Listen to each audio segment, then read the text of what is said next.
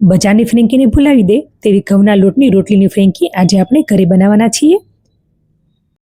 તો હેલ્ધી અને બહાર કરતાં પણ સારી ફ્રેન્કી બનાવવા માટે કઢાઈમાં થોડું તેલ લઈશું. તેમાં આદુ લસણની પેસ્ટ એડ કરી 1 મિનિટ માટે સાતળી લેવાની છે. પછી તેમાં ઝીણા સમારેલા કેપ્સિકમ એડ કરીશું અને તેને પણ 1 મિનિટ માટે સાતળી લઈશું. કેપ્સિકમ સતળાઈ જાય પછી તેમાં Schezwan sauce, chilli sauce, frankie મસાલો, ચાટ મસાલો, આમચૂર પાવડર, મરચાંની પેસ્ટ, કોથમીર અને મીઠું એડ કરીને સારી રીતે મિક્સ કરી લેવાનું છે. બધું બરાબર મિક્સ થઈ જાય પછી તેમાં બાફેલ બટાટાનો માવો એડ કરીશું અને ફરીથી બધું પ્રોપર મિક્સ કરી લઈશું.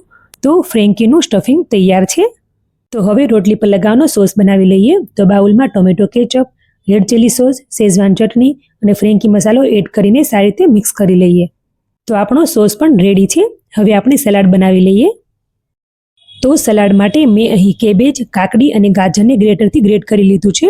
હવે તેમાં ફ્રેન્કી મસાલો, ચાટ મસાલો એડ કરીને સારી રીતે મિક્સ કરી લેવાનો છે અને સાથે અહીં લીંબુ અને મરચીનું પાણી પણ રેડી છે. આપણે જે બટાટાનું સ્ટફિંગ બનાવ્યું હતું તેમાંથી આ રીતની લંબગોળ શેપમાં ટિક્કી બનાવી લઈશું અને તેલ મૂકીને તેને બંને બાજુથી સાતળી લઈશું. ટિક્કી સતળાઈ જાય પછી તેને બધી ટિક્કીને કોર્નર પર આ રીતે મૂકીને વચ્ચે માખણ લગાવીને રોટલીને શેકી લઈશું. તો અહીં મેં ઘઉંના લોટની રોટલી લીધી છે. રોટલીની આછી પાકી શેકીને મેં બપોરે જ બનાવી લીધેલી હતી.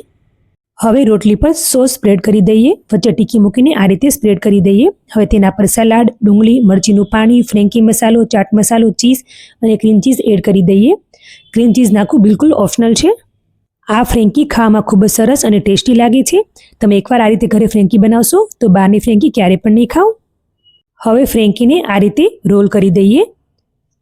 તો ટેસ્ટી અને હેલ્ધી ફ્રેન્કી તૈયાર છે. એન્જોય.